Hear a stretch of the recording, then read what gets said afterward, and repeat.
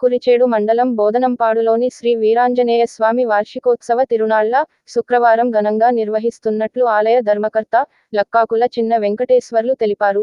బోదనంపాడు గ్రామంలో వెలిసిన శ్రీ వీరాంజనేయ స్వామి వారి ఆలయం దినదినాభివృద్ధి చెందుతోంది.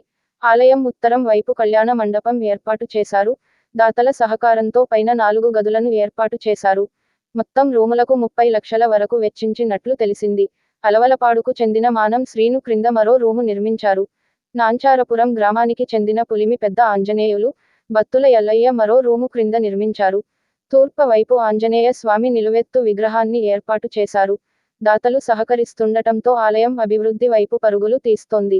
తిరునాళ్ల సందర్భంగా శుక్రవారం ఉదయం స్వామివారికి పంచామృత స్నపనము, 6 గంటలకు వివిధ రకముల పుష్పమాలతో అభిషేకాలంకరణ, 7 గంటలకు ఆకుపూజ, సాయంత్రం 4 గంటలకు స్వామివారికి గ్రామోత్సవం, రాత్రికి భజన కార్యక్రమాలతో పాటు మధ్యాహ్నం భారీ అన్నదానాన్ని గ్రామస్తులు ఏర్పాటు చేశారు. రాత్రికి సాంస్కృతిక కార్యక్రమాలు, 5 విద్యుత్ ప్రభలు ఏర్పాటు చేసినట్లు కమిటీ వారు తెలియజేశారు.